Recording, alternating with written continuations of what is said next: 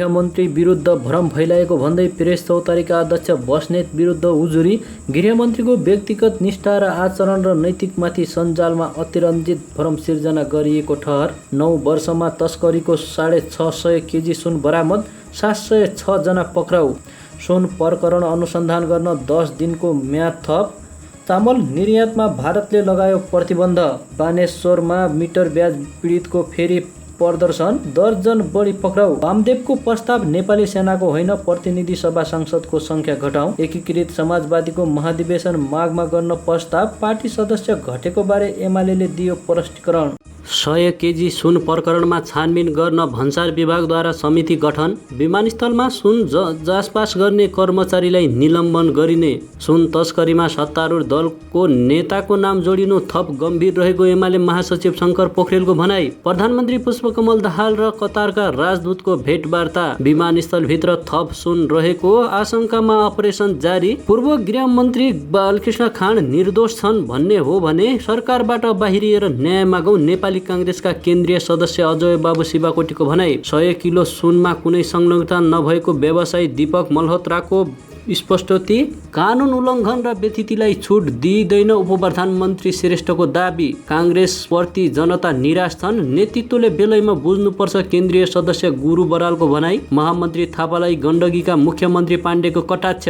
सक्ने भए संसदीय दलको नेता मात्र होइन सभापति नै फेरिहालौँ, नभए कुरा मात्रै नगरौँ। माओवादी छोडेर बारा 2बाट चुनाव लडेका कुशवाहालाई जनमत पार्टीले गर्यो पार्टीबाट निष्कासन। 1.25 करोड नेपाली रुपैयाँ बराबर विदेशी मुद्रासहित विमानस्थलबाट 4 जना पक्राउ।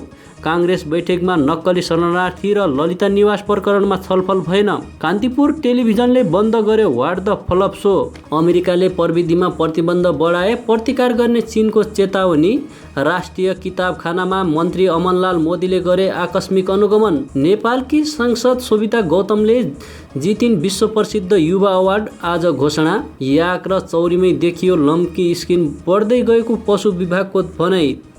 मनसुन सुरु भए यता विपदबाट 29 जनाको मृत्यु, 24 जना बेपत्ता लगायतका मुख्य खबरहरू लिएर आएका छौँ। भिडियोलाई अन्तिमसम्म हेर्नुहोला। यदि च्यानलमा नयाँ हुनुहुन्छ भने च्यानललाई सब्स्क्राइब गर्नुहोला र यो मेहनतको लागि हाम्रो यो भिडियोमा एक लाइक भने अवश्य गर्न नभुल्नुहोला। अब समाचार विस्तारमा। उपप्रधानमन्त्री एवं गृहमन्त्री नारायण काजी श्रेष्ठ विरुद्ध सामाजिक सञ्जाल मार्फत भ्रामक प्रचार गरेको भन्दै एमालेको भारतीय संगठन प्रेस चौतारीका अध्यक्ष गणेश बस्नेत विरुद्ध साइबर ब्युरोमा उजुरी परेको छ। गृहमन्त्री श्रेष्ठका प्रेस सल्लाहकार कमल गिरीले चौतारीका अध्यक्ष बस्नेत विरुद्ध उजुरी हालेका हुन्। बस्नेतले बिहिबार सामाजिक सञ्जाल फेसबुकमा गृहमन्त्री श्रेष्ठ विरुद्ध लेखेका थिए। गृहमन्त्री श्रेष्ठले त्रिभुवन विमानस्थलबाट सुन पास गराएको भन्दै लेखेका थिए। गृहमन्त्रीबारे भ्रामक समाचार लेखेको भन्दै गिरीले जनबोली.com अनलाइन विरुद्ध प्रेस काउन्सिलमा उजुरी दिएका छन्। गृहमन्त्री श्रेष्ठको व्यक्तिगत निष्ठा, आचरण र नैतिकमाथि सामाजिक सञ्जालमा अतिरञ्जित भ्रम सिर्जना गरेको, अनुशासन तथा गुणात्मक प्रशासनिक सुधारमा अवनरत लागेको, गृह प्रशासन नेतृत्वलाई हिलो छ्याप्ने काम गरेको र गृहमन्त्रीले अगाडि बढाएका कामलाई अवरुद्ध गर्ने नियत बोकेको गिरीको उजुरीमा उल्लेख छ। अर्कोतिर चौतारीका अध्यक्ष बस्नेतले भने गृहमन्त्रीलाई खुल्ला चुनौती भन्दै स्टाटस लेखेका छन्। उनले गृहमन्त्री श्रेष्ठ भन्सार प्रहरीको सरुवा र बडोमा संलग्न रहेको र त्यसको आफू प्रत्यक्षदर्शी भएको लेखेका छन्। आफूले सामाजिक सञ्जालमा लेखेको बारे पनि बस्नेतले स्पष्टीकरण दिएका छन्। उनले भनेका छन्, मैले हिजो आएको सूचना अनुसार गृह मन्त्रालयको नेतृत्व संलग्नता बिना यति धेरै अर्थात् 1 क्विन्टलभन्दा बढी सुन ल्याउन र भन्सार कटाएर सडकमा ल्याउन सम्भव नै थिएन भनेको थिए। यो कुरामा प्रसन्न गर्नु वा उठाउन पाउनु अनि अपराध हो र? माथिल्लो तहका संलग्नता बिना विमानस्थलबाट 1 क्विन्टल सुन भित्राउन असम्भव छ र गृहमन्त्रीज्यू? विगतमा तपाईँले नै यसरी प्रसन्न गर्नुभएको थिएन र? उनले लेखेका छन्। यस्तै पछिल्लो 9 वर्षमा तस्करीबाट भित्रिएको 650 केजी भन्दा बढी सुन बरामद भएको छ। आर्थिक वर्ष 2071-72 यता स्थल वा हवाई मार्गबाट अवैध रूपमा भित्रिएको 665 केजी भन्दा बढी सुन सुरक्षा निकाय तथा भन्सार र राजस्व प्रशासनका विभिन्न निकायले बरामद गरेका हुन्। मंगलबार र बुधबार मात्रै राजस्व अनुसन्धान विभागले चलाएको विशेष अपरेसनका क्रममा हङकङ हुँदै ल्याइएको करिब 1 क्विन्टल सुन त्रिभुवन अन्तर्राष्ट्रिय विमानस्थल भन्सार जाँचपास गरिएका सामानभित्र लुकाएर ल्याइएको अवस्थामा बरामद भएको छ। यसको अनुसन्धान जारी छ। यो सुन कारोबारको नेक्सस विगतका तस्करीमा संलग्न गिरोहसँग समेत जोडिएको हुन सक्ने आशंकामा राखेर अनुसन्धान अघि बढाइएको छ। पछिल्लो 9 वर्षको अवधिमा नेपाल प्रहरी, सशस्त्र प्रहरी, भन्सार र राजस्व सहितका विभिन्न युनिटले हङकङ, दुबई, चीन लगायत मुलुकबाट त्रिभुवन अन्तर्राष्ट्रिय विमानस्थलका नाका हुँदै 665 केजी 500 ग्रामभन्दा बढी सुन बरामद गरेका हुन्। सुनको अवैध ओसार पसार तथा कारोबारमा संलग्न केही कारोबार र भारतीय भरिया गरी 706 जना पक्राउ परेका छन्। विमानस्थलबाट मङ्गलबार बरामद सुन तस्करबाट बरामद हालसालसम्मकै उच्च परिमाण हो। यसरी भित्रिएको अवैध सुनको ठूलो हिस्सा नेपाललाई ट्रान्जिट बनाएर अरू नै मुलुक लैजान ल्याइएको हुन सक्ने आशंका छ। यसअघि 2074 भदौमा काठमाडौँ प्रहरीले सुरसुवागढी नाका हुँदै ल्याइएको 88 केजी सुनसहित एक भारतीय नागरिक पक्राउ गरेको थियो। सुन कारोबारमै संलग्न काठमाडौँका केही सुनचाँदी व्यापारी पनि पक्राउ परेका थिए। तर विदेशबाट सुन पठाउने मुख्य गिरोह र त्यसलाई व्यवस्थापन जिम्मा पाएका नेपालमा सक्रिय एजेन्टसम्म प्रहरी पुग्न सकेको छैन। नेपाल प्रहरीको तथ्याङ्क अनुसार पछिल्लो 9 वर्षमा सबैभन्दा बढी अर्थात् आर्थिक वर्ष 2074-75 मा सबैभन्दा बढी 200 केजीभन्दा बढी बरामद भएको छ। आर्थिक वर्ष 2071-72 मा पनि 171 केजी भन्दा बढी सुन तस्करको सुन बरामद भएको देखिन्छ। यो त तस्करीबाट भित्रिएर बरामद भएको परिणाम मात्रै हो। त्रिभुवन अन्तर्राष्ट्रिय विमानस्थलको भन्सारबाट जाँचपास भएर बाहिरिएको 100 किलो सुन बरामद प्रकरणमा छानबिन गर्न भन्सार विभागले समिति बनाएको छ। यो सुन भन्सारबाट जाँचपास भएर बाहिरिसकेको अवस्थामा ट्याक्सीबाट बरामद भएको थियो। राजस्व अनुसन्धान विभागले विशेष सुराकीका आधारमा सुन जफत गरेर घटनास्थलबाटै पक्राउ गरेको थियो। भन्सार विभागका सूचना अधिकारी पुण्य विक्रम खड्काका अनुसार विभागको अनुसन्धान शाखाका निर्देशक मानबहादुर पौडेलको नेतृत्वमा छानबिन समिति गठन भएको छ। उक्त समितिले विमानस्थलको भन्सार जाँचपास कसको संलग्नता थियो भन्ने बारेमा छानबिन गर्नेछ। समितिले भन्सार अधिकृतका अन्य कर्मचारीहरूको संलग्नता पनि छानबिन गर्न लागेको हो। विमानस्थलमा रहेका सीसीटीभी फुटेजमा पनि जाँच गरिँदैछ। त्रिभुवन अन्तर्राष्ट्रिय विमानस्थल भन्सार कार्यालयबाट मङ्गलबार स्कुटर र मोटरसाइकल ब्रेक सूको नाममा करिब 100 किलो सुन जाँचपास गराउने कर्मचारीलाई भन्सार विभागले निलम्बन गर्ने भएको छ।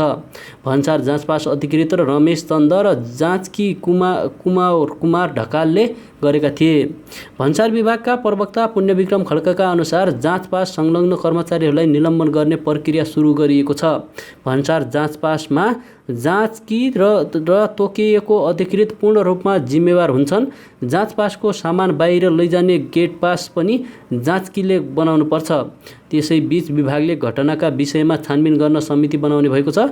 विभागका महानिर्देशक शोभाकान्त पौडेलको नेतृत्वमा केही बेर अघि भएको छलफलमा उक्त निर्णय भएको हो। जाँचपासमा संलग्नता बाहेक आवश्यकता अनुसार अन्य कर्मचारीको संलग्नताका विषयमा पनि छानबिन गरिने विभागले जनाएको छ।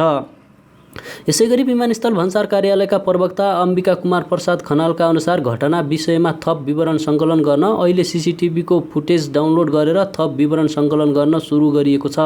साथै सामानको एक्सरे कसरी गरियो त्यसको विवरण पनि सङ्कलन गर्न सुरु गरिएको प्रवक्ता कालले जानकारी दिए। राजस्व अनुसन्धान विभागको विशेष सुराकीका आधारमा मङ्गलबार साँझ ट्याक्सीमा राखेर भन्सार बाहिर पुर्याएको सुन बरामद गरिएको थियो। सुन बरामदपछि अनुसन्धानका क्रममा 5 जना पक्राउ परेका छन्। सुन भित्र्याउने मुख्य योजनाकार भने खोजी भइरहेको छ। यस्तै नेकपा एमाले महासचिव शङ्कर पोखरेलले सरकारको नेतृत्वमा रहेका दलका नेताहरू नै सुन तस्करीमा जोडिएर नाम सार्वजनिक हुँदा समेत कारबाही नगरिएको प्रति गुनासो गरेका छन्। त्रिभुवन विमानस्थलबाट 100 केजी सुन तस्करी गर्दै पक्राउ परेका घटनालाई लिएर एमाले महासचिव पोखरेलले सो प्रसन्न प्रतिनिधि सभा बैठकमा उठाउनु पर्ने समेत बताएका छन्। दिनौ सुन तस्करीका समाचारहरू आइरहेका छन्। सुन तस्करीमा सडक मात्र होइन, हाइवे मार्गको समेत प्रयोग भइरहेको छ।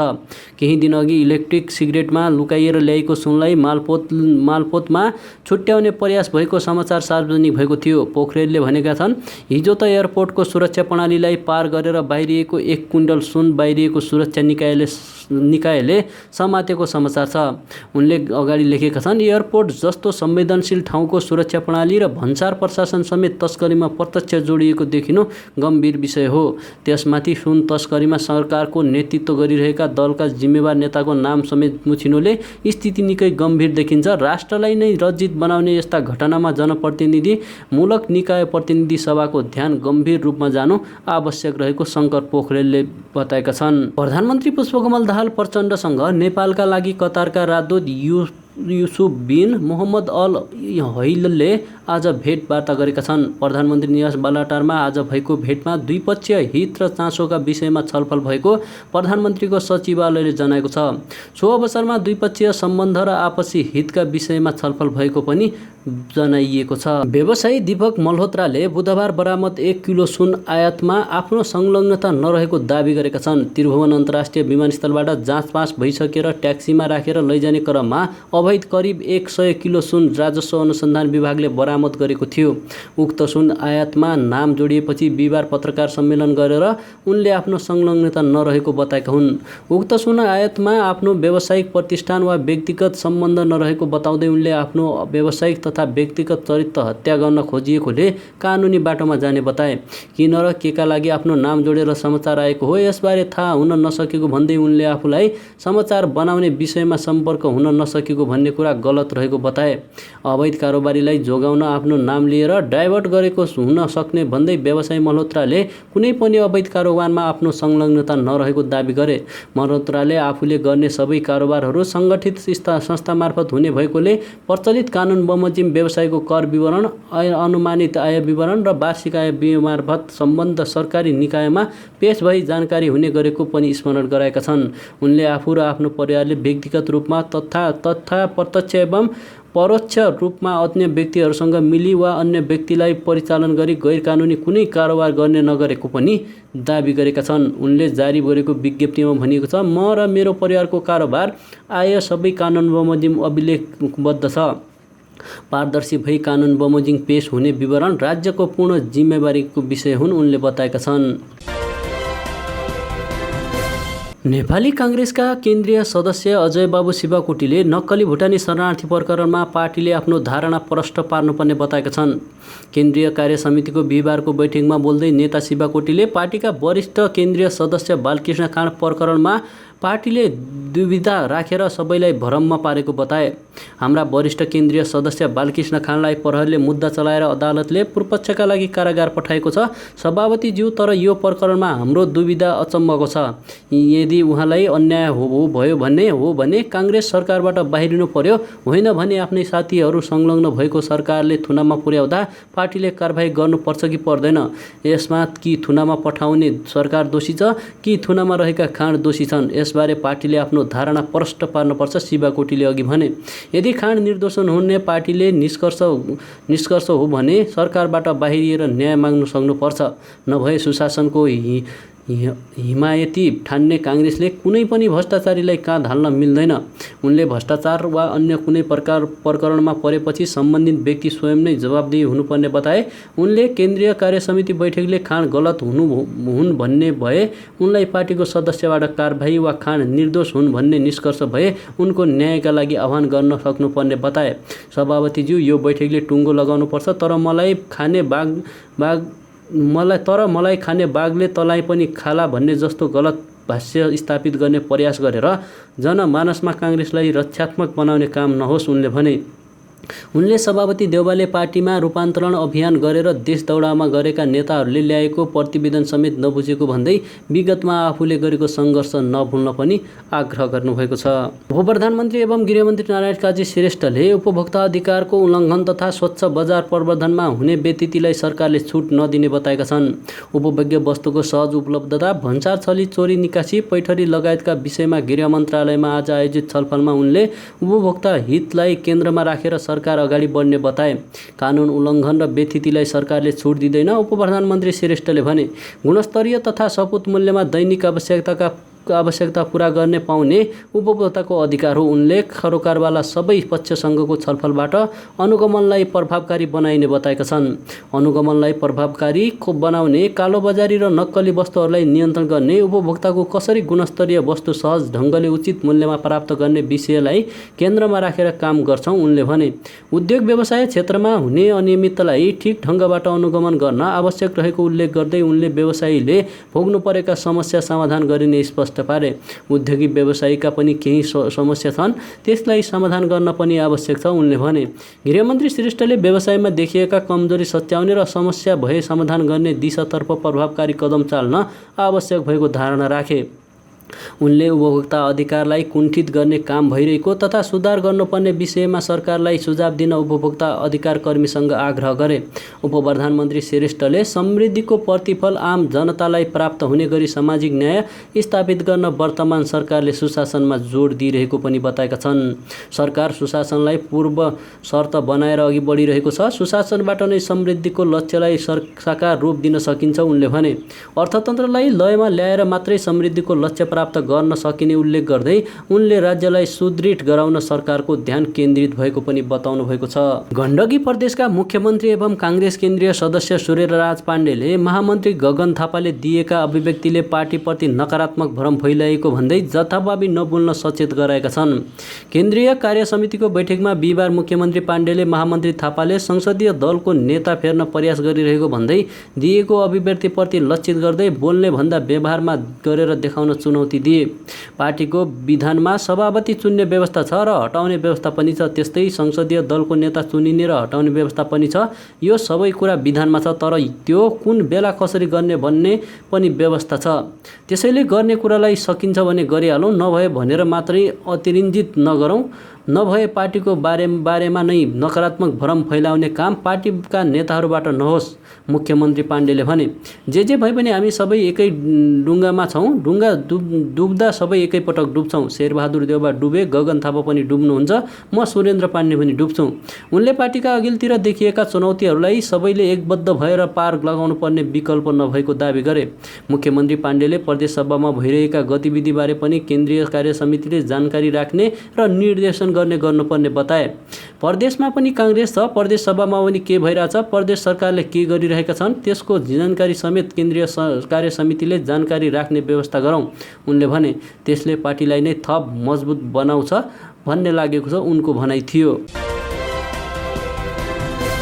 जनमत पार्टीले पार्टीको नीति र विधान विपरीत काम गरेको भन्दै 5 जनालाई कारबाही गरेको छ। बुधबार पार्टी केन्द्रीय कार्यालय बुद्धनगर काठमाडौँमा बसेको केन्द्रीय अनुशासन समितिको बैठकले बाराका शिवचन्द्र कुशवाहा सहित 5 जना नेतालाई कारबाही गरेको हो। केन्द्रीय अनुशासन समितिका प्रमुख सचेतक रहेका दीप कुमार शाहका अनुसार कुशवाहालाई अनुशासनहीनता प्रदर्शन गर्दै पार्टी र नेतृत्व विरुद्ध लागेको भन्दै कारबाही गरिएको हो। उनलाई पार्टीको साधारण सदस्य समेत नरहने गरी कारबाही गरिएको छ। कुशवाहा गत उपचुनावअघि माओवादी छोडेर जनमत पार्टीमा प्रवेश गरेका थिए। मङ्सिरको चुनावमा जसपा उम्मेद्वार रामशय प्रसाद यादवसँग 354 मतले पराजित उनी वैशाखमा भएको उपचुनावमा जसपा अध्यक्ष उपेन्द्र यादवसँग 5000 भन्दा बढी मतले हारेका थिए। चुनावमा हार बेहोरेपछि जनमत पार्टीकै नेतृत्वका कारण आफू पराजित भएको भन्दै हिँडेका कारण उनलाई कारबाही गरेको हो। यादवले 28415 मत पाउँदा कुशवाहाले 23334 मत पाएका थिए। त्यस्तै सप्तरीका गुलाब मण्डललाई मन्दिर व्यवस्थापन समितिको निर्वाचनमा बागी उम्मेद्वार बनाउने असहयोग गरेको भन्दै 1 वर्षका लागि पार्टी सदस्यबाट निलम्बन गरेको छ। सप्तरीकै शङ्कर खड्कालाई विद्यालय व्यवस्थापन समितिको निर्वाचनमा बागी उम्मेद्वार बनाउने असहयोग गरेको आरोपमा 1 वर्षका लागि पार्टी सदस्यबाट निलम्बन गरेको छ। कान्तिपुर टेलिभिजनले शनिबार बेलुकी प्रसारण हुँदै आएको व्हाट द फ्लप सो बन्द गरेको छ। गत असार 23 गते कार्यक्रम प्रस्तोता सन्दीप छेत्रीले बलात्कार अभियोगमा सफाई पाएका पूर्णविक्रम शाह पललाई बोलाएर अन्तर्वार्ता लिएपछि कार्यक्रम विवादमा परेको थियो। कार्यक्रममा शाहले जेल अनुभव सुनाउँदा यौनजन्य हिंसा पीडितहरूको भावनामा ठेस पुगेको भन्दै सामाजिक सञ्जालमा व्यापक आलोचना भएको थियो। कान्तिपुर टेलिभिजनले त्यस दिनको कार्यक्रम युट्युबबाट हटाएको थियो। बिहिबार कान्तिपुर टेलिभिजनले महिलाको स्वाभिमान र समाजको जनचेतनालाई सम्मान गर्दै व्हाट द फ्लप कार्यक्रमको उत्पादन र प्रसारण समेत पूर्ण रूपमा रोकिएको जानकारी गराएको छ। गत असार 23 शनिबार प्रसारित व्हाट द फ्लपमा छनौट गरिएका पात्रसँगको संवाद हाम्रो सम्पादकीय नवीन नीति विपरीत रहेको र उक्त भिडियोले हामीले युट्युबबाट हटाइसकेका छौँ। महिलाको स्वाभिमान र समाजको चेतनालाई सम्मान गर्दै व्हाट द फ्लप कार्यक्रमको उत्पादन र प्रसारण समेत पूर्ण रूप रोकिएको जानकारी गराउँछौँ। चाँडै नै उत्कृष्ट कार्यक्रम लिएर आउने विश्वास दिलाउँछौँ, कान्तिपुर टेलिभिजनले फेसबुक मार्फत जानकारी दिएको छ। नेपालकी सबैभन्दा कान्छी सांसद शोभिता गौतमले विश्वको प्रतिष्ठान politician of the year award जितेकी छन्। बेलायतको संस्था वान वाङ वर्ल्डद्वारा दिइने विश्व प्रसिद्ध सो अवार्ड जित्ने उनी पहिलो नेपाली भएकी हुन्। राष्ट्रिय स्वतन्त्र पार्टीबाट काठमाडौँ क्षेत्र नम्बर 2बाट प्रत्यक्ष निर्वाचित भएकी सांसद गौतमले विश्वका धेरै मुलुकका युवा राजनीतिकर्मीहरूलाई पछि पार्दै सो अवार्ड जितेकी हुन्। सो अवार्डको आयोजक बेलायती संस्थाले आज विजेताको घोषणा उसको आधिकारिक वेबसाइट मार्फत गरेको छ। आफ्नो देश र समुदायको हितमा अतुलनीय काम गरेको प्रमाणका आधारमा 18 वर्षदेखि 35 वर्षभित्रका युवा नेताहरूको बीचको सो प्रतिस्पर्धामा सांसद गौतम सर्वोत्कृष्ट बन्न सफल भएकी हुन्। भ्रष्टाचार नियन्त्रणका लागि असरदार आवाज उठाएको, जनता र समुदायको पक्षमा प्रभावकारी काम गरेको र उनका कामले विश्वका अन्य मुलुकहरूका युवा नेतृत्वलाई समेत सन्देश दिन सफल भएको आधारमा विजेताको छनौट गरिएको सो संस्थाद्वारा जारी सूचना जानकारी दिएको छ। प्रत्येक वर्ष विश्वका योग्य युवा राजनीतिकर्मीहरूलाई प्रतिस्पर्धामा सामेल गराई संसार प्रसिद्ध विभिन्न विज्ञहरूलाई निर्णायक राखेर सो अवार्ड विजेता छनौट गरिदिएको छ। अवार्ड विजेता नेपालकी सांसद गौतम सहितलाई सो अवार्डबाट सम्मानित गर्न आयोजक संस्थाले आगामी सेप्टेम्बर 2 तारिकदेखि 5 तारिकका बीचमा एउटा भव्य समारोह बेलायतमा आयोजना गर्ने भएको छ। विभिन्न क्षेत्रका विश्वका प्रतिष्ठित विज्ञहरूलाई निर्णायक राखेर सो संस्थाले विजेताको छनौट गरेको थियो, जसमा मानवाधिकार तथा अभिव्यक्तित्व स्वतन्त्रताको पक्षमा वकालत गर्ने जिम्बाब्वेकी विज्ञ, राजनीतिक विज्ञ र कोस्टारिकीकी पहिलो महिला राष्ट्रपति, कानुनविद एवं अन्तर्राष्ट्रिय फौजदारी अदालतमा हेगका एक न्यायाधीश र अमेरिकाको कोलम्बिया युनिभर्सिटीका प्राध्यापक रहेका थिए। नेपाली काङ्ग्रेसको केन्द्रीय कार्य समिति बैठकमा नेता शेखर कोइरालालाई पार्टीको वरिष्ठ नेता बनाउने प्रस्ताव उठेको छ। पार्टीको विधानमा वरिष्ठ नेता सम्बन्धी व्यवस्था छैन, तर विगतमा महाधिवेशनमा सभापति पदका निकटतम प्रत्याशी रहेका नेतालाई केन्द्रीय कार्य समितिमा वरिष्ठ नेताको रूपमा सभापतिपछि दोस्रो वरियता दिने अभ्यास थियो। 14औं महाधिवेशनमा सभापति शेरबहादुर देउवासँग पराजित भएका नेता कोइराला अहिले पार्टीको वरियता क्रममा 25औं स्थानमा छन्। उनी निकट नेताहरूलाई कोइरालालाई वरिष्ठ नेता बनाउन माग गर्दै आएका छन्। मङ्गलबारदेखि जारी बैठकमा बिहिबार पनि करिब 1 दर्जन नेताहरूले धारणा राखिसकेका छन्। त्यस क्रममा केन्द्रीय सदस्य चन्द्रमोहन यादवले नेता कोइरालालाई पार्टीको वरिष्ठ नेता बनाउन प्रस्ताव गरे। पार्टीमा वरिष्ठ नेताको अभ्यास छ। विगतमा रामचन्द्र पौडेल वरिष्ठ नेता हुनुहुन्थ्यो। उहाँ राष्ट्रपति भएपछि त्यो पद रिक्त छ। त्यसमा अब शेखर कोइरालालाई वरिष्ठ नेता बनाएर जानुपर्छ भन्ने प्रस्ताव गर्दछु, बैठकमा यादवले प्रस्ताव गरे। उनले त्यसरी कोइरालालाई वरिष्ठ नेता बनाउँदा पार्टीमा समन्वय, समझदारी र सहकार्यका लागि थप सजिलो हुने समेत दावी गरे। काङ्ग्रेसमा केन्द्रीय सदस्य मात्रै बनेर सिधा सभापतिमा चुनाव लडिरहेका कोइरालालाई सभापति देउवाले पार्टीको मर्यादा क्रममा भने पूर्व पदाधिकारीहरूभन्दा पनि तल राखेका छन्, जबकि कोइराला समूहबाट उपसभापति धनराज गुरुङ र महामन्त्री बनेका गगन थापा तेस्रो र चौथो नम्बरमा रहेका छन्। महाधिवेशनमा आफूभन्दा धेरै जुनियर भन्दै डोमिनेट गरेको देउवाले महाधिवेशनपछि लामो समयसम्म कोइरालासँग संवाद समेत गरेनन्, तर गत निर्वाचनपछि देउवा कोइराला सम्बन्धमा सुधार आएको छ। यस्तै त्रिभुवन विमानस्थल भन्सार कार्यालयबाट जाँचपास भएर छुटेको सुन बरामद भए पनि थप सुन हुन सक्ने आशंका गरिएको छ। थप सुन लुकाएर राखेको हुन सक्ने आशंकामा काठमाडौँका विभिन्न ठाउँमा खोजी भइरहेको स्रोतले बतायो। विमानस्थलमा रहेको अन्य सामान जाँच पनि जाँच भइरहेको छ। मङ्गलबार हङकङबाट क्याथे प्यासिफिकको जहाजमा आएको ब्रेक सूमा लुकाइएको अन्दाजी 80 देखि 100 किलो सुन बरामद भएको थियो। ब्रेक सू रेड ट्रेड कम्पनीले मगाएको थियो। उक्त कम्पनीकै अन्य सामान पनि भन्सार कार्यालयमा भेटिएपछि कार्यालयमै जाँच गर्न थालेको हो। भन्सार स्रोतका अनुसार 10-11 वटा प्याकेजहरू जाँच भइसकेका छन्। यद्यपि थप सुन फेला परेको छैन। अझै 13 वटा प्याकेज बाँकी छन्। ती सामानहरूको पनि जाँच भइरहेको स्रोतले बताएको छ। हामीले 10-11 वटा हेरिसक्यौँ, 13 वटा हेर्न बाँकी छ। त्यसमा केही नटाँसिएको छ भन्ने सूचना छ, हामीले भन्यौँ। त्यसैसँगै यसमा संलग्न भएकोमा आरोपमा 6 जना पक्राउ परेका छन्। उनीहरूसँग सोधपुछ एवं सुरागको आधारमा कार्यालयले थप अपरेसन जारी राखेको हो। सशस्त्र प्रहरी स्रोतले काठमाडौँका केही ठाउँमा पनि खान तलासी लिएको छ। थप सुन भेटिने आशंकामा अपरेसन चलाइएको हो। अहिले विमानस्थलमा राजस्व अनुसन्धान विभागका महानिर्देशक नवराज ढुङ्गाना पनि पुगेका छन्। उनीसँगै भन्सार विभागका कर्मचारीहरू पनि खटिएर सुनको खोजीमा जुटेका छन्। यता मङ्गलबार बरामद भएको सुन भने खोज्नका लागि नेपाल राष्ट्र बैङ्कको टक्सा जोख्नका लागि नेपाल राष्ट्र बैंकको टाक्सार कार्यालय पुर्याएको छ। 8वटा पोकामा उक्त सुन राखिएको छ। त्यही प्रहरले काठमाडौँबाट दुबई जान लागेका 4 जनालाई 1.25 करोड नेपाली रुपैयाँ बराबरका विदेशी मुद्रासहित पक्राउ गरेको छ। बुधबार राति त्रिभुवन अन्तर्राष्ट्रिय विमानस्थल हुँदै हिमालयन एयरलाइन्सको जहाजबाट दुबई जान लागेका सन्तोष पन्थी, दिपेश राणा, सूर्यमणि भण्डारी र अनिश थापालाई प्रहरले पक्राउ गरेको हो। उनीहरूको साथबाट विभिन्न देशका 1,62,000 भन्दा बढी विदेशी मुद्रा बरामद भएको हो। बरामद मुद्रा करिब 1.25 करोड नेपाली रुपैयाँ बरामद रहेको विमानस्थल प्रहरी स्रोतले जनाएको छ। प्रहरी स्रोतका अनुसार करिब 41,400 अमेरिकी dollar, 1,19,500 Saudi riyal, 1,300 Omani riyal र बहराइनी दिनारका 488 विदेशी मुद्रा बरामद भएको हो। यो मुद्रा सुन तस्करीसँग जोडिएको गिरोह र अवैध तस्करको मुद्राको साँठगाँठ भएको हुन सक्ने प्रहरीको आशंका छ। पक्राउ परेका 4 नेपालीलाई गिरोहले भरियाको रूपमा प्रयोग गरेको हुन सक्ने प्रहरी स्रोतले जनाएको छ। त्यसैको लागि उनीहरू मार्फत नै गैरकानुनी रूपमा विदेशी मुद्रा अवसर पसार गरिरहेको प्रहरीको आशंका छ। राजस्व अनुसन्धान विभागले मङ्गलबार र बुधबार मात्रै 2 दिन लगाएर हङकङबाट भित्रिएको करिब 1 क्विन्टल सुन बरामद गरेको थियो। विमानस्थलको कमजोर सुरक्षा प्रणाली र कर्मचारीहरूको मिलोमतोका कारण सुन, विदेशी मुद्रा तस्करी लगायतका अपराध मौलाउँदै गएको छ। जेठ 31 गते मनसुन भित्रे यता विपदद्वारा 29 जनाको मृत्यु भएको छ।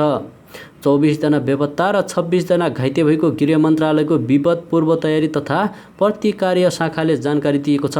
अहिलेसम्म बाढी पहिरोबाट 90वटा घरमा पूर्ण क्षति र 182 घरमा आंशिक क्षति पुगेको शाखाले जानकारी दिएको छ। शाखाका अनुसार बाढी पहिरोबाट सङ्खुवा सभामा सबैभन्दा बढी क्षति भएको छ। त्यहाँ 4 जनाको मृत्यु भएको छ भने 18 जना बेपत्ता छन्।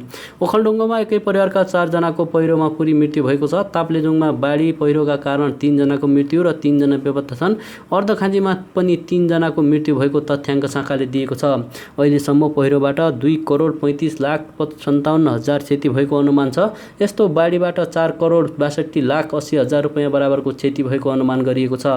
राष्ट्रिय विपद जोखिम न्यूनीकरण तथा व्यवस्थापन प्राधिकरणले यस वर्षको मनसुनजन्य विपदबाट 12,54,000 जनसङ्ख्या र 2,57,000 घरधुरी प्रभावित हुने प्रक्षेपण गरेको छ। मधेसबाट सबैभन्दा बढी मधेसमा 4,03,180 तथा र त्यसपछि कोशीमा 3,01,143 प्रभावित हुने प्राधिकरणको अनुमान छ। विगतको तथ्याङ्क अनुसार इलाम, पाँचथर, धनकुटा, तेह्रथुम, ओखलढुङ्गा, ललितपुर, नुवाकोट, धादिङ, अछाम, बैतडी परेकोमा उच्च जोखिममा रहेका जिल्लाहरू पर्नेमा प्राधिकरणको भनाइ छ। त्यसैगरी बारम्बार बाढीबाट प्रभावित हुने जिल्लाहरूमा झापा, मोरङ, सुनसरी, सप्तरी, सिराहा, धनुषा, दाङ, बाँके, बर्दिया, कैलाली, कञ्चनपुर रहेको प्राधिकरणले बताएको छ। भारतले चामल निर्यातमा प्रतिबन्ध लगाएको छ। भारतको विदेश व्यापार महानिर्देशनालयले एक सूचना जारी गर्दै गैर बासमती सबै प्रकारका सेतो चामल निर्यातमा प्रतिबन्ध लगाएको हो। निर्यात नीति अनुरूप गैर बासमती सेतो चामल स्वतन्त्र रूपमा निर्यात गर्न प्रतिबन्ध गरिएको छ। महानिर्देशनालयको सूचनामा भनिएको छ। यो सूचना जारी हुनुअघि नै निर्यातका लागि लोड भइसकेको अवस्थामा हकमा भने सूचनाले बाधा नपुर्याउने उल्लेख गरिएको छ। भारतका प्रमुख धान उत्पादन क्षेत्रमा वर्षाको कमीपछि उत्पादन घट्ने प्रक्षेपणले भारतमा चामलको मूल्य बढ्न थालेसँगै सरकारले निर्यातमा प्रतिबन्ध लगाएको भारतीय सञ्चार माध्यमहरूले जनाएका छन्। भारतले चामल निर्यातमा प्रतिबन्ध गरेपछि खाद्य आपूर्ति श्रृङ्खलामा अवरोध हुन गई यसले नेपाल लगायत मुलुकमा समेत मूल्य बढ्ने अनुमान गरिएको छ। भारतको धान निर्यातकर्ता सङ्घ आरआईका अध्यक्ष बीभी कृष्ण रावलले सरकारले धानको खरिद मूल्य बढाउने कदम चालेकोले मूल्य बढेको बताए। सरकारले कल्याणकारी योजनाको लागि आवश्यक भन्दा बढी मौजात राखेको छ, यसकारण निर्यातमा प्रतिबन्ध लगाउन जरुरत छैन उनले बताएका छन्। नेकपा एमाले महाधिवेशनदेखि महाधिवेशनमा मात्रै सदस्यहरूको सदस्यता नवीकरण गर्दा बढेको देखिने बताएको छ। पार्टी संगठन विभागले आज जारी गरेको विज्ञप्तिमा महाधिवेशनमा निष्क्रिय सदस्यहरूले पनि नवीकरण गर्न पाउने हुँदा सदस्यता बढ्ने गरेको बताइएको हो। नेतृत्वका आकांक्षीहरूबाट कतिपय अवस्थामा अन्य भोटर सदस्यहरूको शुल्क तिर्ने दबाब दिएर कमिटीमा निर्णय गराइने जस्ता अनियमित कामहरूका कारण अनिश्चित ढङ्गले पनि सङ्ख्या बढ्न पुग्थ्यो। विभाग प्रमुख काशीनाथ अधिकारीले हस्ताक्षर गरेको विज्ञप्तिमा भनिएको छ। नेकपा एमालेको इतिहासमा यसपटक त्यसमा क्रमभङ्ग गरिएको छ। महाधिवेशनको आयोजना नभएको समयमा सक्रिय सदस्यहरूको यथार्थ सङ्कलन लिन खोजिएको छ। योग्यतम सदस्यहरूको मात्र नवीकरण गर्ने काम भएको छ। 10औं महाधिवेशनका बेला भएको त्रुटिलाई पनि सच्याउन खोज्दा सदस्य सङ्ख्या घटेको देखिएको एमालेको दाबी छ। त्यतिबेला कायम भएका सदस्यहरूमा एकातिर एकीकृत समाजवादीतर्फ गएका सबै सदस्यहरूको नाम यथावत कायम थियो भने अर्कोतिर नेकपा कालमा अनुचित ढङ्गले दिएका सदस्यहरूको ठूलो सङ्ख्या पनि त्यसमा पर्न गएको थियो। तसर्थ त्यो नेकपा एमालेको वास्तविक सदस्य सङ्ख्या थिएन। यो कुरा 9औं महाधिवेशनको आँकडा हेर्दा पनि पुष्टि हुन्छ, एमालेले भनेको छ। 2071 जेठमा सम्पन्न भएको 9औं महाधिवेशनमा 2,56,772 जना मात्रै पार्टी सदस्य रहेको एमालेले बताएको छ। यसकारण नेकपा एमालेका सदस्य घटे भन्ने बजार हल्लामा कुनै सत्यता नरहेको एमालेले बताएको छ।